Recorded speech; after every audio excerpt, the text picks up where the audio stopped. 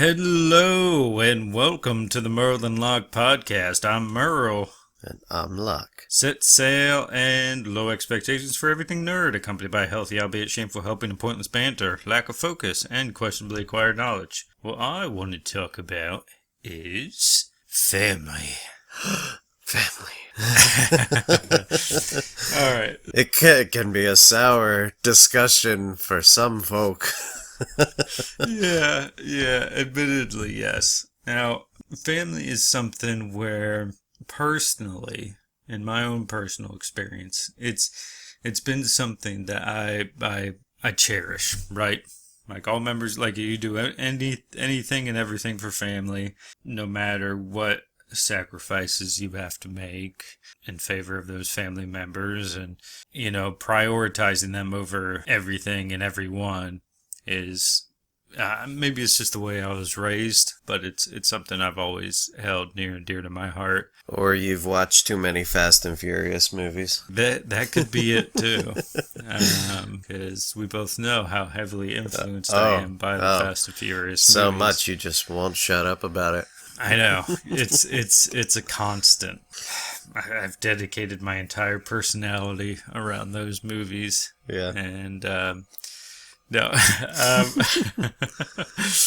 no. I see a lot of people are willing to cut out members of their families or prioritize their friends and what have you above their family, and that's usually seems to be the thing whenever people have family members that don't look upon them fondly, right? So, and we all have those. Right, we all have those family members that look at us or like they judge us for certain life decisions that we've made, like it's any of their business to begin with. But at the same time, like it makes me wonder if it's meant to be in a degrading manner, or whether or not they're just worried about our well-being and they know we can do better and they want better for us. That type of thing, right? I mean, that makes sense. So the question I'm going to ask you is there certain values that you have when it comes to your family, or any family that you've cut out of your life for any particular reason, or like what's your breaking point for cutting out family, if you've ever done so? I don't know. There's like a certain line you don't cross. If you're suing your family, I feel that you've already burned a bridge. Yeah, I'd say so. I feel like suing your own family has gotten to a point of, no, I don't know what the case is with everyone. Maybe you have a legitimate means, whether you feel that you've been psychologically deceived, or that your own family steals off of you, which also warrants they probably shouldn't be in your life. You might cut the ties with them for doing that. But if it seems like the suit is more of them trying to get money out of you. Money out of you meaning, like, say that they're going through a tough time. You know that they're looking just to get money. Something happens, and they look at you and cause problems. You get too involved, and I'm not talking about anything in specific. No, not at all. You get too involved, and they decide to try to sue you over it. Then I feel like it's them just trying to get money because they're falling on hard times. And then they turn around and cancel the suit because they want to act like you're doing they're doing you a favor. But I'm not talking about anything in specific. No, we didn't strike any chords here. I'm sure. So if we're just let that one fall off to the wayside. Now, if we're to consider like how you value family, I know that you have a lot of closeness with most of your family, probably, right? What's left of it? Yeah, yeah. How much do you prioritize your family? Do you feel? Do you feel like you'll prioritize them before anything else? A lot of the time, yeah. I mean, if I have the chance to spend time with them, I will absolutely. Especially as of now, with everything that's happened over the years, I try to be there as much as I can. It's something that in the past. The hardest thing, I feel like, I had a cousin who his father, my uncle, passed away, and it was a point of, well, he was very young, right, and we tried to be there for him as much as we possibly could, and constantly had him staying with us and taking care of him. But eventually it got to the point where his mom, she wasn't related to us, she married into the family, and she was a lot to deal with, bud. And we ended up having a falling out with her, and the first thing she did was take my cousin away, right? And she was not at all a mother. She was very selfish. She always had her own agenda. I don't think she was all there in the head, or maybe like she was twisted, you know? So he was growing up, and we tried every now and again, and like eventually years down the line we started getting in contact with him again and seeing him again. But I mean, that environment in which he was raised, it wasn't good for him, and he grew up to be someone that didn't exactly fall in lines with what we're used to in our family, right? He just ended up being someone that, I don't know, seemingly he was someone that's used to not being supported in any capacity, so he had to fight tooth and nail to get what he wanted, and he fell in with bad crowds, and he eventually ended up in jail for life. Jeez. So he's in prison for the rest of his life, and I can't help but think that it was because we weren't able to, be there for him. He lost his father, he had a messed up mother, and we just weren't able to support him and be there for him. And that's tough, man. Because I always think back to my fondest memories with him and all the time we spent as kids together, and he was always such a sweetheart. And it sucks to consider the way he turned out. I mean, we were buddies, but then we just couldn't see each other for a while, and our lives led in different directions, and couldn't ever bring that back. And eventually he just wound up with some crappy people and got into some crappy situations. That's certainly tough to see. Absolutely. Now let me ask you this. Do you have friends that you consider almost like family? Like you have the same, you look at them the same as you would family. If something happens, you're there for them, or if they do something disappointing, you get extremely upset by it. Yeah, because there is that saying, right, where friends are the family you choose or whatever. Well, yeah, family, you don't get to choose your family, but yeah, but no, absolutely. I felt growing up, I've had so many close friends that, we were always in the mindset of yeah, we're always going to be best friends and this and that, and that, realistically kind of grew apart, but I've entered into this group of friends in the past, I don't know how many years now it's been, but the friends I have now, who's forever friends, right? Yeah, right.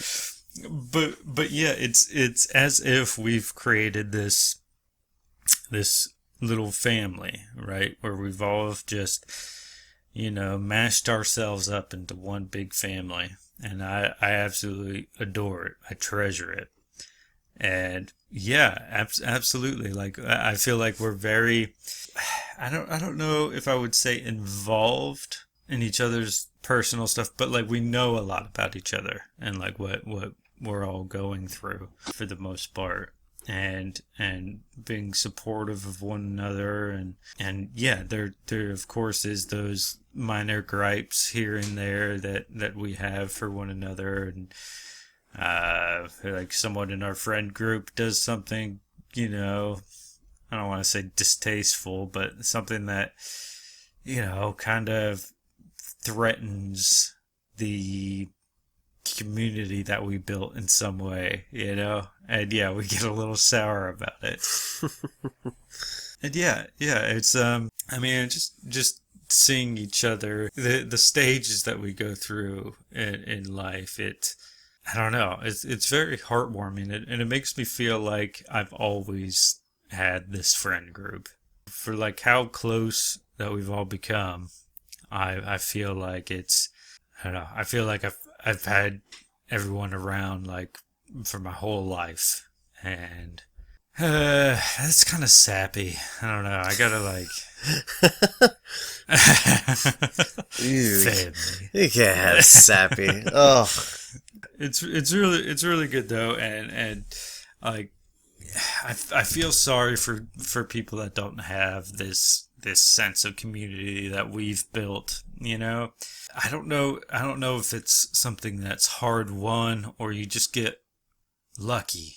Because I felt like I got lucky because you guys are like in our friend group, like you guys all knew each other already, Right. and I just popped in one day. I was like, hi, I want to be your guys' friend too, And yeah, so I just feel like I got extremely lucky with this friend group. And, I pity people that don't have that type of thing in their life, because I feel like life would be so much harder without it. Oh, absolutely. You remember that first thing that you said to me all those years ago? What was it? Oh, What God. was it? Let's see, what was it? It was something sexual, I know that. I wish I could remember exactly. I've made most of my friends by getting a feel for people, trying to get to know them a lot first, adapting to their personality and going from there. And like some of the friends I met along the way, like we've already had like mutual interest or mutual scars in life, and so we were able to form a bond off of just that. I was like, and then I've had my friends where things started out a little more unique. you should be glad to know that you were amongst the unique ones. Whereas like, oh, okay, how do I react to this? I don't seem to remember you reacting well to it. You were like, initially you were a little bit put off. Yeah, right. But then like it didn't take long for you to just be like, yeah, fuck it. Yeah, fuck it. Here we are. I'm just going along with it. And then you were put off by it a little bit. Wait a minute. You weren't making comments like this before. Yeah, I was trying to make you uncomfortable. Well, failed. Man, I failed. Good Lord. But no, I'm all right. So we've talked about family, direct family, and everything that we'll be willing to do and sacrifice for them on their behalf, and we've also considered close friends, considering them as part of the family. So I guess all in all, I guess family is just the community that you build around yourself. Yeah, Absolutely. being willing to do anything for everyone in your community, your little family that you've built over the years, holding that those people close. And I mean, I think it also helps like being able to introduce them all to one another, because some people they go on and they find like different friend groups, right? So all these friend groups that are unrelated to one another, and that's exhausting. I feel like you're going friend group to friend group like that don't know each other. I much prefer like keeping it all cohesive and everybody knows each other, and it's so much more relaxing, because we all go through that when we're meeting people, but we all wear the faces, right? Oh, right, We all right. put on a mask, and to kind of be like a social chameleon in a way, where we got to fit in with these guys, so we got to act a certain way, and they don't react well to this kind of humor that I have, so I got to kind of manipulate my humor to fit in with these guys. And if you can find that community in which everyone knows each other, and you can absolutely be like what you want for yourself, like the personality that you want for yourself and what you strive to be, and you surround yourself with people that are supportive, good-hearted, and everybody sticks their neck out for one another. I feel like it's a real treasure, and it's definitely enriched my life, and I'm extremely appreciative of it. I think to what you said on that social chameleon, right? I feel like some people might misconstrue some of that as being fake. Oh, yeah. Well, I didn't mean it like No. that. No. I'm just saying, people might misconstrue that, but like that's why I feel like you and I get along so well, because that's what we've done.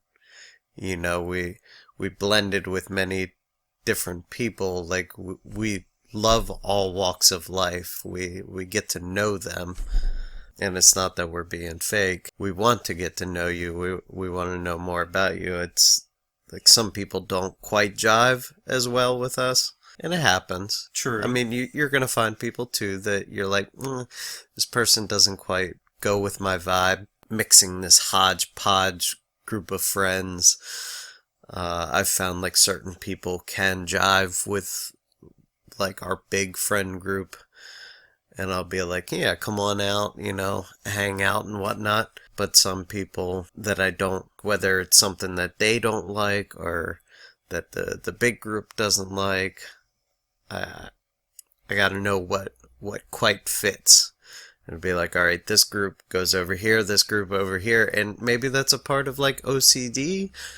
I don't know. I like just put people into little groups and go, these people work well with these people, and here and here. Yeah, you start like organizing it a Yeah, little bit. yeah, absolutely. I've said many times in the past where our group that we have, it is very tight knit and hard to get into. It's pretty exclusive. But if you flirt with Merle once, you're already in. Yeah, that's all it takes. Yep. Yeah.